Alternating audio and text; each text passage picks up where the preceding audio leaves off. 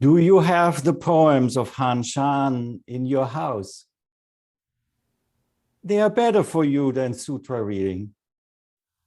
Write them out and paste them on a screen where you can glance them over from time to time.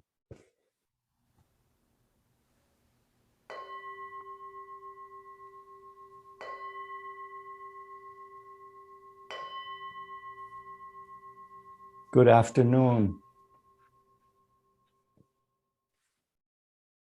On this last day of the Hoen-ji spring session, and as you have heard from the opening, today is a day that we will be spending without the entangling vines, which is after some time of having koan after koan, quite a relief, at least I have to say for myself. Variety, though these koans give a lot of variety of intake, of nutrition, and Dharma nutrition is very important. So that's why there is no text today that's very long, but there will be a good number of poems from Han Shan, a poet from the Tang dynasty that you can find in a book called Cold Mountain, translated by Burton Watson in 1962 for the first time, published in this format. So welcome to this little journey through poetry and spring. This is the overall theme, spring. And here we sit in spring, feeling both the feelings of hope, seeing the budding of the trees, the bulbs spread tulips and hyacinth and daffodils over the landscape. At the same time, we are painfully aware of the difficulties that we face in this world. And of course, it seems so much bigger because it's in the present for us, but frankly, all human beings who have ever lived have faced difficulties that seemed as big to them as these difficulties might appear to us. And for that very reason, practices like this practice came into existence.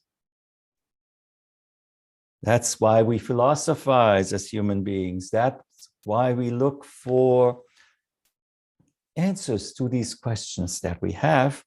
And as we know, sometimes certain tendencies are quite too willing to give us the answers, and then not only keep these answers for ourselves, but make sure that everybody else accepts them equally as we do.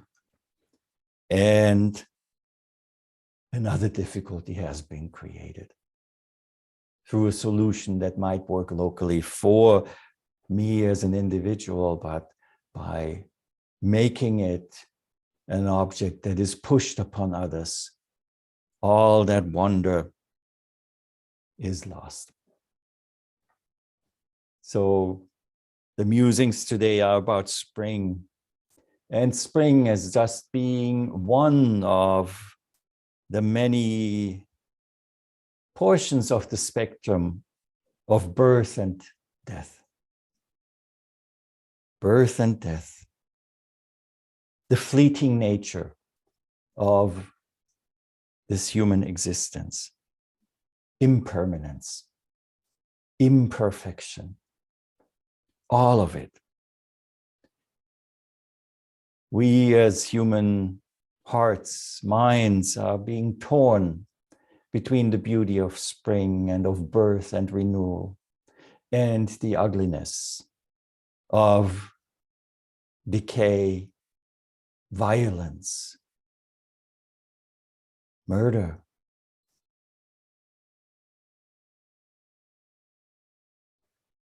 It brings up the question, how do we face this duality and this tension that is between birth, death, harmful, wholesome, beautiful, and ugly? One of the great reminders we have every day in our formal Zen practice is the playing of the Han, the Kai Han in the morning. At some places, traditionally, it is said, as soon as the monk can see the lines in their palm, there's enough light. That's the time to go out and to play the Han. The sound is not very coddling of, we would say. It's not a nice sound. It is sharp. It is crisp. And the pattern reveals to us how time flies. We just chanted in Kozen Daito, so in Daito Kokushi's last admonition. Ko in Yano Gotoshi. Light and darkness, which is the word for time, ko in, flies like an arrow, very swiftly.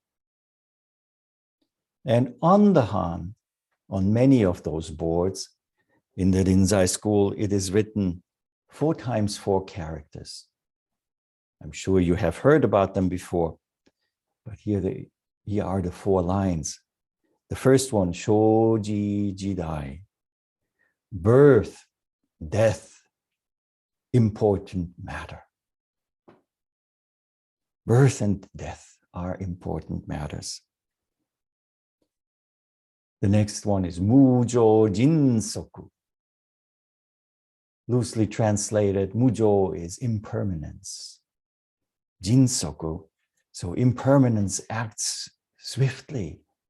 Everything changes rapidly. Ko-in oshimubeshi. The ko-in, light and darkness, is the same as the ko-in in this Kozen Daito Kokushi Yoikai, ko-in. So ko-in oshimubeshi. Make use of every moment of time, of this dark, light, Toki hito o matazu. Time does not wait for humans. Father time, Chronos, just works without will and desire. Time elapses.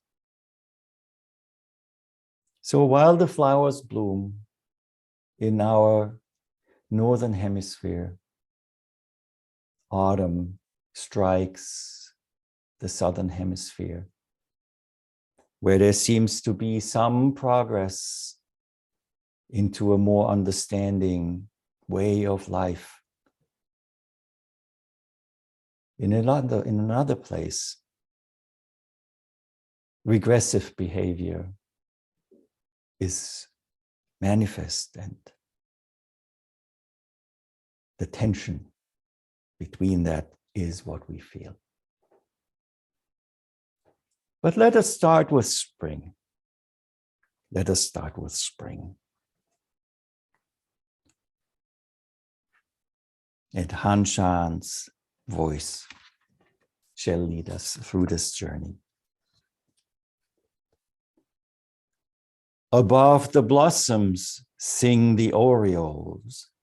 Kwan, kwan, their clear notes. The girl with a face like jade strums to them on her lute. Never does she tire of playing. Youth is the time for tender thoughts.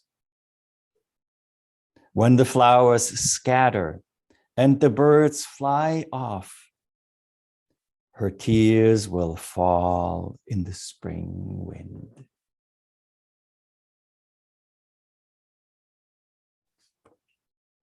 What a beautiful expression of this imperfection of our lives. Spring comes. We play the song of arising.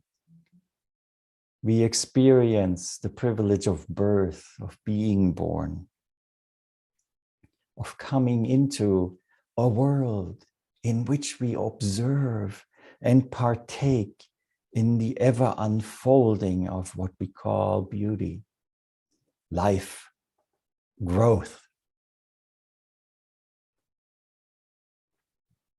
And if we get attached to it, we begin to overlook the simultaneous disappearance. We overlook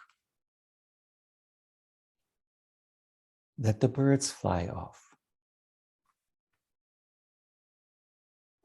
But as it says in this poem, this girl who plays the lute, when the flowers scatter and the birds fly off, her tears will fall in the spring wind. Tears will come. But we continue to exist. We continue to change. And we have the first inklings of this activity of birth and death. And then comes thinking, oh, yes, I see the flowers bloom here, but in the southern hemisphere, things are dying. Already, duality has come into existence. And we move from the direct experience of suchness, of being with decay, of being with arising in this very moment. Suddenly we move into this world of concepts where there are hemispheres, where there is something we call decay, where there is that what we call arising. Earlier this week, I had the privilege to be invited by Gendo Osho of the Zen Center in New Hampshire, the Upper Valley Zen Center, to give a talk about the 10th chapter of the Diamond Sutra. And you know, in that chapter, it's a very important point in the Diamond Sutra, where we are being told to raise the thought that doesn't hold on to anything. No sight, no sound, no smell, no taste, no thought, no touching. Really like it is expressed in the Heart Sutra. But the interesting thing is there, in the beginning of chapter 10, we hear about Dipankara Buddha. Dipankara Buddha is the lamp-holding Buddha, holding that lamp of the light that shines through all of this. And as I was reflecting on it, the light of Dipankara Buddha is a wonderful metaphor for us to approach an ever-increasing closeness to the understanding how we as human beings function. We are scientifically able to describe this world quite aptly. We know that our sense organs, like our eyes, are only able to perceive a very limited spectrum. of light. Our ears are only able to perceive a limited spectrum of sound. And so it is for all of these senses that we have. Our mind is often of this reductionist nature, that we try then to reduce everything into black and white, into just polar opposites. And the interesting thing is, when I sometimes discuss that with someone visiting in Doksan, and the question comes, and I ask the question, so if there's black and white, what is in between? And quite often the answer is, well, many, many shades of gray. Wow, no wonder we are depressed if there's only gray in between. Take a prism and hold it up to the sunlight. You will not see a single shade of gray. What we can see is this rainbow, the wonderful spectrum of colors that are not distinct, that in their wholeness are the unfolding of that white light, of that bright light of Dipankara Buddha. And whatever spectrum we look at, whatever we can perceive at the time, depends on our relationship and on the senses that we use, that we are equipped with at the time to relate to that spectrum. Sounds scientific, but really it is not. If our heart is frozen and cold, like the lakes are in the winter, the perception of the warmth and the need for warmth of other human beings is not within the spectrum that can be perceived by that kind of a heart. On the other hand, we have to be also acknowledging that sometimes it is so wide open that we can perceive the full spectrum, and it is difficult to bear.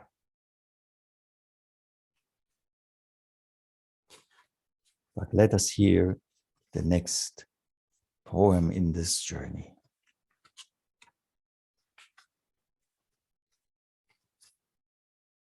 You have seen the blossoms among the leaves. Tell me, how long will they stay? Today they tremble before the hand that picks them. Tomorrow they wait someone's garden's broom. Wonderful is the bright hearth of youth, but with the years it grows old. Is the world not like these flowers? Ruddy faces, how can they last?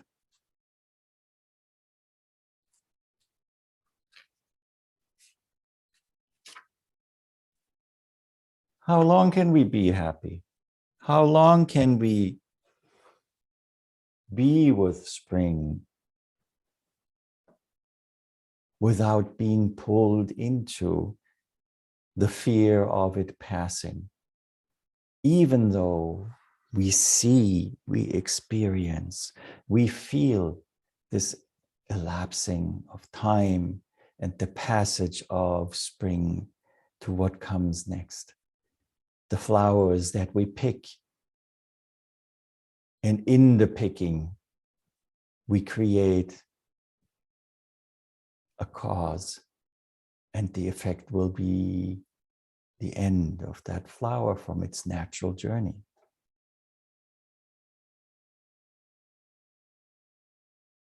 So what do we ask ourselves in this context?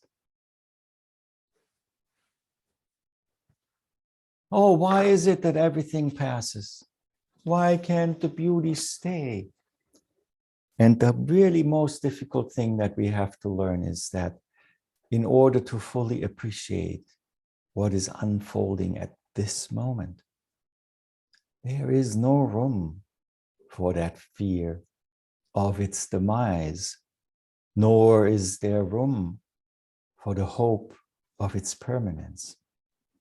As soon as that happens, that we create that extra space, the suchness is cut into two, and we are thrown into our own ideas of this fragmented mind and fragmented heart. But there is a way for us to respond to it and to attend to it.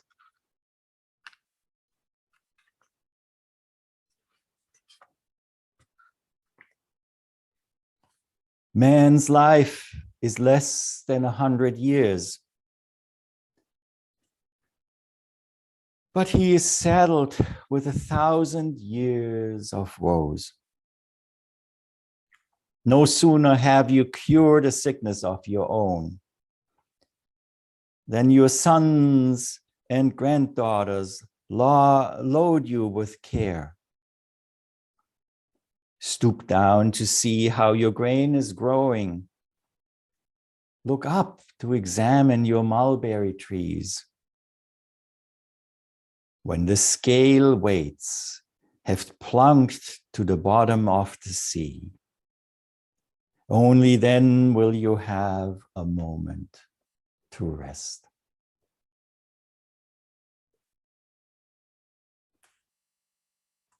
We feel, and in this practice, we need to feel this urgency of the shortness of this opportunity as a human being to be in this world.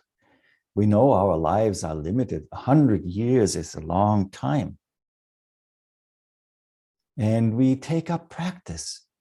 We sit, we chant, we work.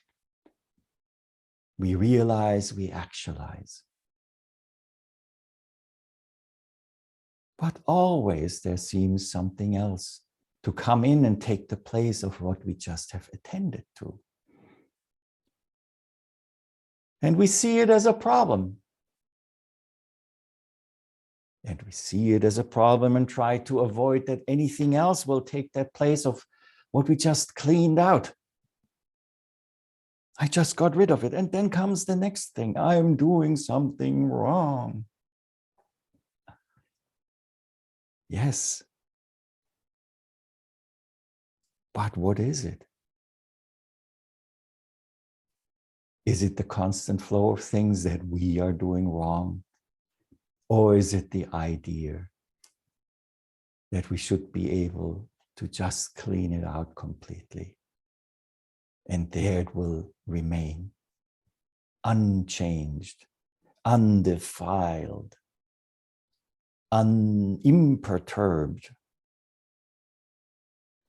The image that Hanshan uses for the weights that you put on a scale being dropped into the ocean, that there is no more judgment. And when it reaches the bottom of the ocean, like in the depth of samadhi, there is a place to rest. But not forever. Not forever. Because the next this is already this.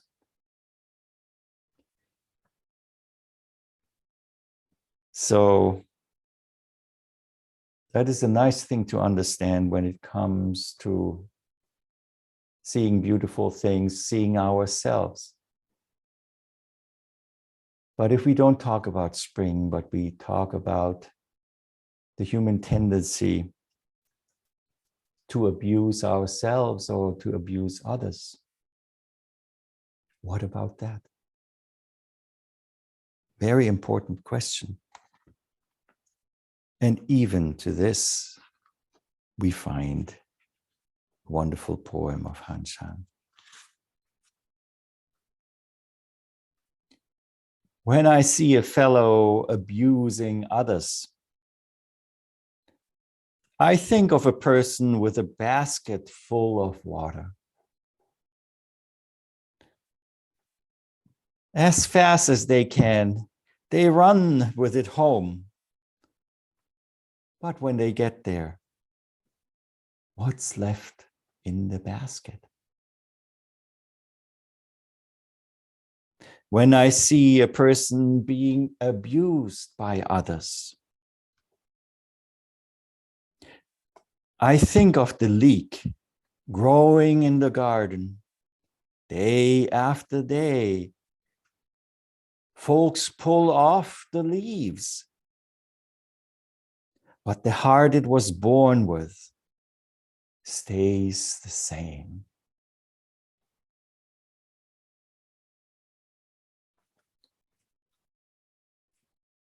When we witness abuse, it is important, of course, to do what we can if we have any influence to stop it from happening.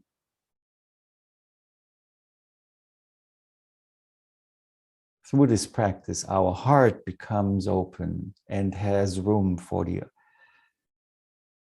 capacity to act appropriately faced with such a situation. But again, no panacea here. There's no miracle that will allow us to just save everybody through our doing. And when we realize that the abuser is trying to stuff something from that person into their basket and to bring it home, to hold on to it and to increase what they have, it is like that picture of water that is being poured into a basket. A basket does not hold water. By the time the person arrives at the home to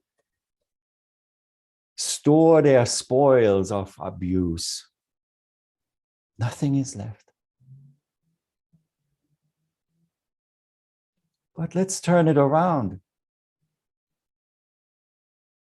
Doing a good deed very often is based upon, and not very often, there is an inherent self-centeredness to it.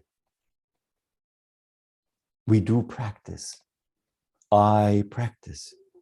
How often do we speak about my practice? Here we are trying to take something else and put it into a similar basket and carry it home so we can store it. And to our great dismay, we find out nothing is held in the basket. It's all gone. We like to awaken. We like to think of awakening as something that we can carry in such a basket. We don't like delusion. That we want to ban and let go away completely.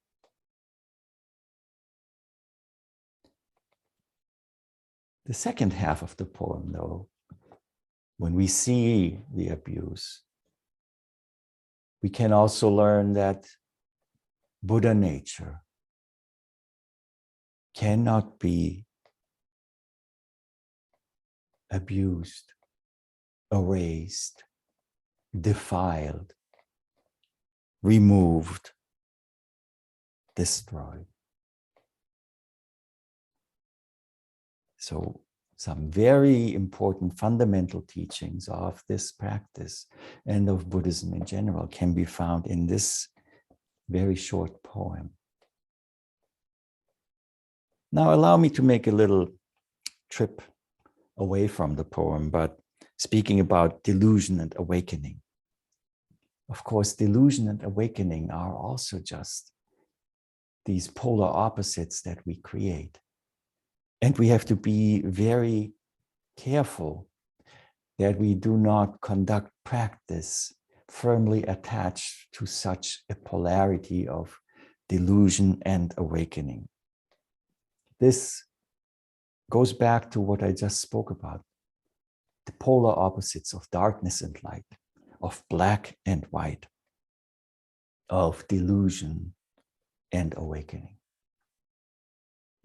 There's the old Zen saying, and I spoke about it in one of the threefold sanghas last year after having heard a talk by Chigan Roshi, who quoted it. There is this old Zen saying that says, before the donkey leaves, the horse has arrived. Well, what does that mean? It means, what is the donkey? Look at our human mind, the self, the ego, this I am with all its needs. It seems pretty much like an ass.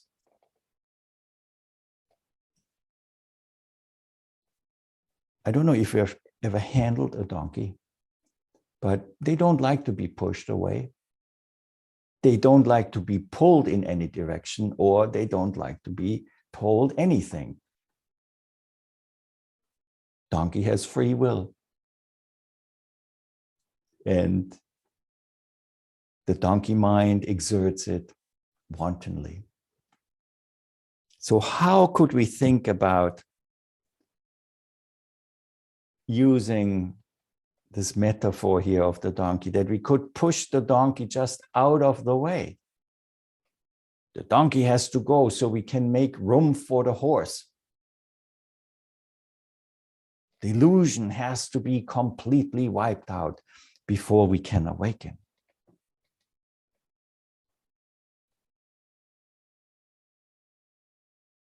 But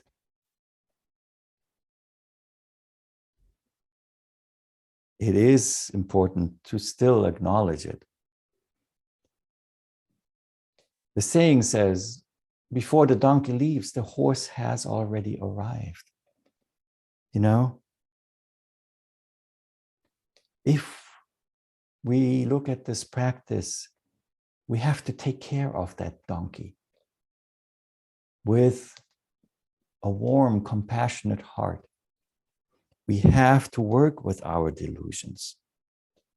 We have to take good care of them, like they are our children. After all, what gave birth to delusion? We did. Look at the world. What happens to abandoned children? They grow up by themselves and can do harm that will last for generations. So taking in delusions, looking at them compassionately as a natural occurrence within the process of maturation is really, really important. Even if that is self-centered as an initial step into the direction of dissolving delusions, this is what we have to do. We cannot throw out the donkey. It will not go. It is built upon opposition. And if we continue to feed opposition to that donkey, the horse might never arrive. But as we compassionately, through actions, take care of the donkey, we realize that the horse is already there.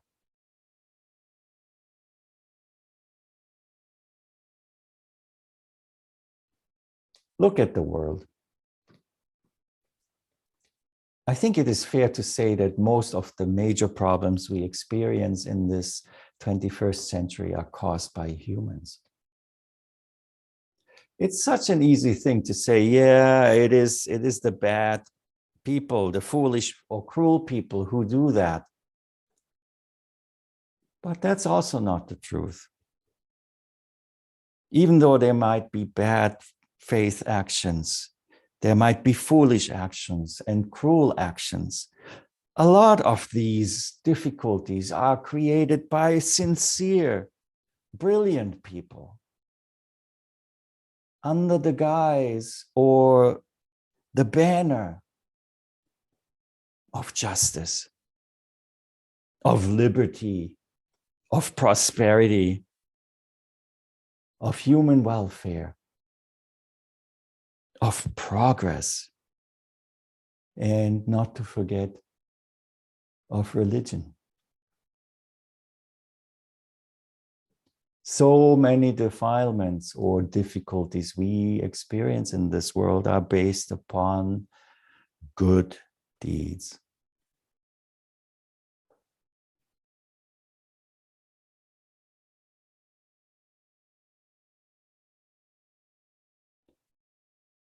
In one of my last talks, I chanted the Sangemon in Japanese, the acknowledgement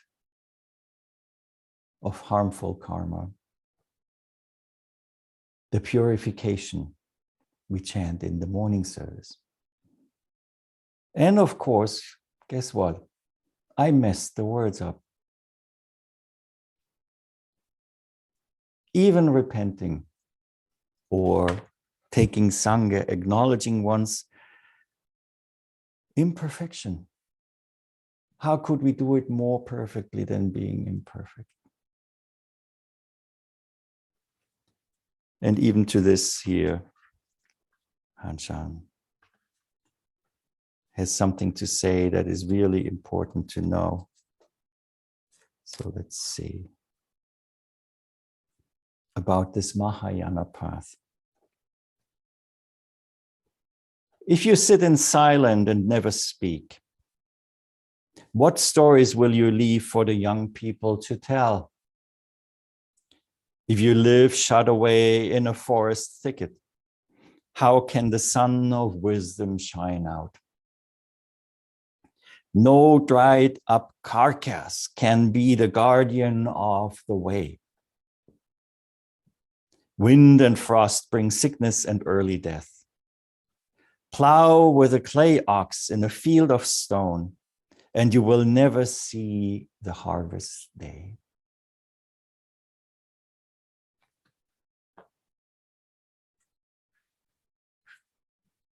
Taking our practice from a mere idea to the actualization in the world is a really important step. We can shut ourselves away behind ideas that are like a thicket of a forest. Even compassion and trying to appear as a compassionate or wise being is such a thicket. The other approach by, oh, if I don't say anything, I will not make any mistakes, is equally flawed. If our heart is cold, wind and frost bring sickness and early death. And being a hard-nosed business person for the sake of business will never reap any kind of harvest that is other than hard stones. The compromise, the reconciliation that we talk about here is a special kind of sangha, of repentance. There are two kinds of sangha that we think about in Buddhism. One of them is called ji sangha, which is the sangha that is formal, that is in the phenomenal world. The chant of all the harmful karma, that purification happens in this formal, expressive way and is the realization of that repentance. However, there is also Ri-Sangye, where Ri is in the formless world, in the informal world, in the active world. And that is the actualization of the recognition of our incompleteness, our practice, our lives, our interactions must become expressions of this vow to fully acknowledge this incompleteness. Frankly, without it, we would not have any kind of experience. We couldn't see, we couldn't hear, we could not taste.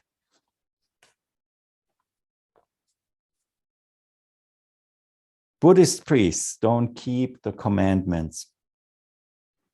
Taoists don't take their immortality pills. Lots of wise people have lived since ancient times. And there they lie, under the green hill.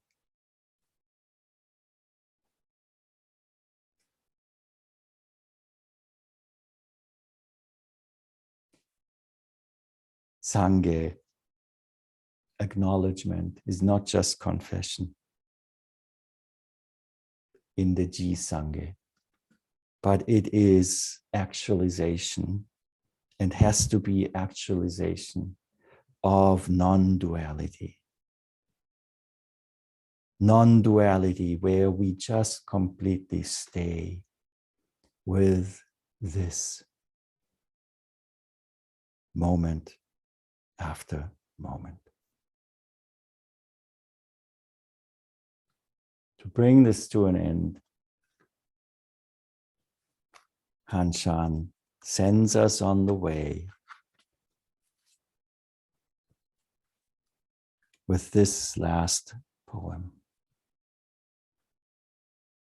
Now I have a single robe, not made of gauze or of figured silk.